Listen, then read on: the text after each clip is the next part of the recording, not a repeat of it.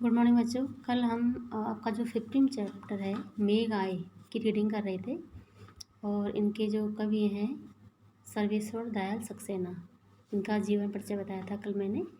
और आज इनकी जो कविता है मेघ आए, इसकी हिंदी व्याख्या करेंगे। जैसे मेघ आए बड़े बन ठन के संवर के, आगे आगे नाचती गाती बयार चली। बच्चों, मैंने आपको कल ये बात बताई थी कि ये जो कवि हैं यहाँ पर मेघों को, यानी बादल, जब बारिश का मौसम होता है और चारों तरफ से घटाएं उमड़ कर आती हैं, मेघ आते हैं, तो मेघ की तुलना एक शहर से आए हुए मेहमान से करी है इसमें कवि ने। कि जिस तरह से शहर से एक मेहमान गांव में आता है तो गांव के सभी लोग बहुत खुश हो जाते हैं और उसका बहुत ही प्रेम से स्वागत करते हैं। तो उसी तरह से जब मेघ आते हैं तो सभी गांव के लोग खुश हो जाते हैं, वहाँ का वातावरण प्रसन्नता से भर जाता है। ठीक है। जैसे मेघ आए बड़े बन ठन के संवर के, आगे आगे नाचती गाती बयार चली। इसमें कवि ने मेघों के आगमन का वर्णन करते हुए उसकी तुलना सज धज कर आने वाले शहरी मेहमान या दामाद से बताई है। ठीक है। मेघ की तुलना किससे करी है? शहर से आने वाले मेहमान से। ठीक है। आगे आगे नाचती गाती बयार चली, यानी मेघ रूपी पाहुने के आगमन पर। बच्चों, यहाँ पर पाहुना भी मेहमान को कहते हैं। मेघ रूपी पाहुने के आगमन पर बयार रूपी युक्ति नाचती गाती आगे चल रही है।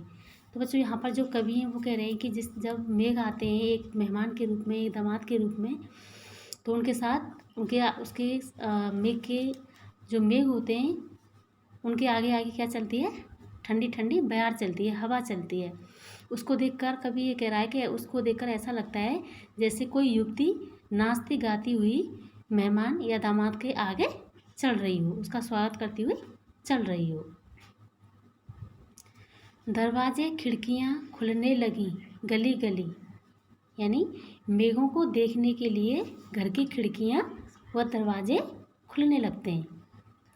जैसे दामाद को देखने के लिए झरोकों से महिलाएं झांक रही हैं। तो बच्चों, यहाँ पर कवि ये कह रहा है कि जिस तरह से गांव में कोई मेहमान आता है, कोई दामाद आता है, तो उसको देखने के लिए जो गांव की महिलाएं होती हैं, जो युवतियाँ होती हैं, वो अपने घर के जो खिड़कियाँ और दरवाजे होते हैं उनको खोलती हैं ताकि मेहमान के दर्शन कर सकें, उसको देख सकें। तो उसी तरह से जब मेघ रूपी दामाद आता है तो ठंडी ठंडी हवा चलती है, तो जो गांव के जो दरवाजे और खिड़कियां हैं वो लोग उनको खोलने लगते हैं उसको देखने के लिए। ठीक है। पाहुन ज्यों आए हों गांव से, गांव में शहर के, मेघ आए बड़े बन ठन के संवर के। ठीक है। पेड़ झुक झांकने लगे गर्दन उचकाए, आंधी चली धूल भागी घाघरा उठाए, यानी पेड़ झुक झांकने लगे गर्दन उचकाए। मेघों को देखकर पेड़ पौधे ऐसे झुक झांकने लगे जैसे राह चलते लोग मेहमान को देखकर झुक झांक रहे हों। तो बच्चों, यहाँ पर कवि ये कहता है कि जैसे ही मेघ आते हैं तो जो पेड़ होते हैं, जो पेड़ों की टहनियाँ होती हैं, वो झुक जाती हैं नीचे। उनको देखकर ऐसा लगता है कि मेघ रूपी जो मेहमान है, जो दामाद है, उसका स्वागत करने के लिए वो अपनी गर्दन को झुका रहे हों। ठीक है। आंधी चली धूल भागी घाघरा उठाई, यानी धूल भरी आंधी का चलना मानो महिलाओं या बालिकाओं का शर्माकर घाघरा उठाकर भागना हो। तो बच्चों, यहाँ पर जो कवि हैं वो कह रहे हैं कि जैसे जब आंधी चलती है, मेघ आते हैं, आंधी चलती है, तो उसको देखकर ऐसा लगता है कि जैसे जो बालिकाएं होती हैं, महिलाएं होती हैं, वो शर्माकर दामाद को देखकर शर्माती हैं और शर्माकर अपने घाघरा को ऊपर उठाकर भाग रही हूँ। तो उसी तरह से जो आंधी है वो मेघ को देखकर भागने लग जाती है। बांकी चितवन उठा नदी ठिठकी घूंघट सरके, यानी बहती नदी घूंघट सरकाकर बांकी चितवन से देख रही हो।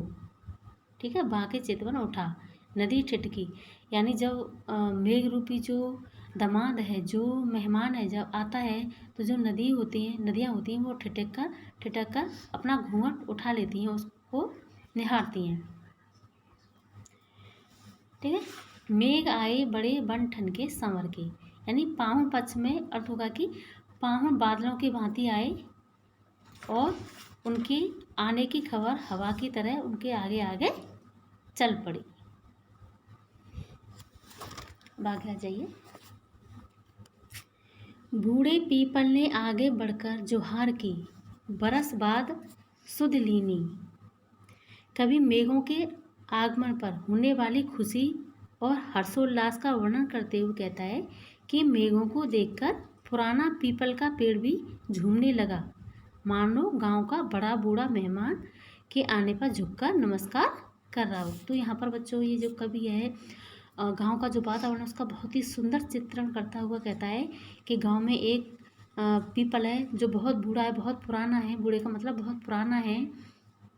तो जैसे ही मेघ आते हैं, बादल आते हैं, तो वो भी बहुत प्रसन्नता से भर जाता है, खुशी से भर जाता है। उसको देखकर ऐसा लगता है कि वो मेघ रूपी जो मेहमान है उसके आगमन पर बहुत खुश है और उसको झुककर नमस्कार कर रहा हो। जिस तरह से गांव का जो बड़ा बूढ़ा होता है और गांव में कोई भी दामाद आता है, कोई मेहमान आता है तो उसका स्वागत करता है वो, तो उसी तरह से जो बूढ़ा पीपल है उसकी तुलना कवि किससे कर रहा है? एक बूढ़े पीपल की तुलना किससे कर रहा है? गांव के बड़े बूढ़े लोगों से। ठीक है। बरस बाद सुध लीनी, उसको देखकर ऐसा लगता है कि वो मेहमान से ये शिकायत कर रहा हो कि उसने बहुत वर्षों बाद, बहुत समय बाद उनकी सुध ली है, बहुत वर्षों बाद वहाँ आए हैं। बोली अकुलाई लता ओट हो किवार की, हरसाया ताल लाया पानी परात भर के। बोली अकुलाई लता ओट हो किवाड़ की, यानी किवाड़ की ओर से लता भी अकुलाई सी मेघों को उलाहना दे रही है। जैसे नायिका बड़े दिनों बाद सुध लेने वाले नायक को मीठा उलाना दे रही हो। तो बच्चों यहाँ पर जो कवि हैं इसका बहुत ही सुंदर चित्रण कर रहे हैं वो उसका, और वो कह रहे हैं कि जो लताएं होती हैं वो भी जैसे मेघ रूपी जो दामाद है, बादल है, उसको उल्हाना दे रही हूँ। जिस तरह से एक जो नायिका होती है, एक उसका नायक जो होता है उसको छोड़कर चला जाता है और फिर वर्षों बाद उससे मिलने आता है तो उसको देखकर फिर वो उल्हाना देती है। तो उसी तरह से जो लताएं हैं मानो मेघ रूपी जो मेहमान है उसकी प्रेयसी हों और उनको देखकर मेघ रूपी जो दामाद है उसको देखकर वो उल्हाना दे रही हूँ। उनको देखकर ऐसा लगता है। हरसाया ताल लाया पानी परात भर के, मेघों के पानी से लबालब तालाब भी जैसे मेहमान के पांव धोने वाली पानी की भरी परात हो।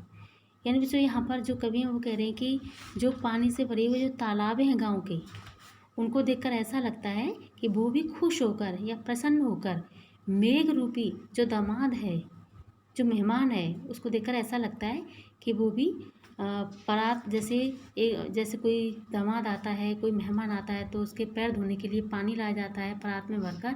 तो उसी तालाब को देखकर ऐसा लगता है कि वो भी मेघ रूपी दामाद के पैर धोने के लिए परात में पानी भरकर लाया हो। मेघ आए बड़े बनठन के संवर के, क्षितिज अटारी गहराई दामिनी दम की, क्षमा करो गांठ खुल गई अब भरम की। क्षितिज अटारी गहराई दामिनी दम, क्षितिज से चमकती हुई बिजलियां जैसे मेहमान के आगमन पर ऊंची अटारी पर दीपक या मसाल की रोशनी हो।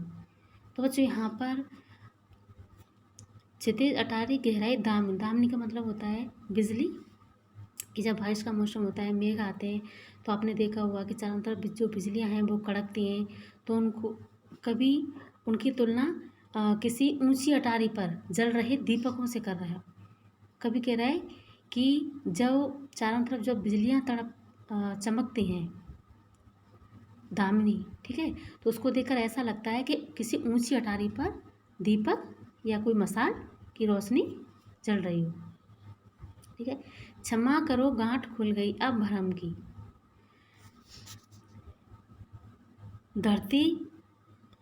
धरती रूपी नायिका वो लताएं भी जैसे मेघों के बरसने से प्रफुल्लित होकर खुशी के आंसू बहाती हैं। मानो नायिका पाहुने से क्षमा मांगती हुई कहती है कि आपके न आने का भय आज टूट गया है। आज वह भी मिलन की खुशी के आंसू बहा रही हैं। क्षमा करो गांठ खुल गई अब भ्रम की, यानी हमें वो कह रहे हैं कि हमें क्षमा कर दीजिए, हमारे अंदर जो भ्रम था, भ्रम का मतलब जो भ्रम था अब वो दूर हो गया। ठीक है। बांध टूटा झर झर मिलन अश्रु ढर के, मेघ आए बड़े बन ठन के संवर के। इसमें जो जैसे नायिका है पाहुने से क्षमा मांगती हुई कहती है कि आपके ना आने का जो भय था वो टूट गया है, वो आज भी मिलन की खुशी के आंसू बहा रही हूँ। जैसे ही तो बच्चों यहाँ पर जो कवि ये कह रहे हैं कि जो मेघ रूपी जो मेहमान है, ठीक है, जैसे वो आते हैं तो उनको देखकर ऐसा लगता है कि उनकी जो पृथ्वी रूपी जो नायिका है वो भी उसे क्षमा मांग रही है।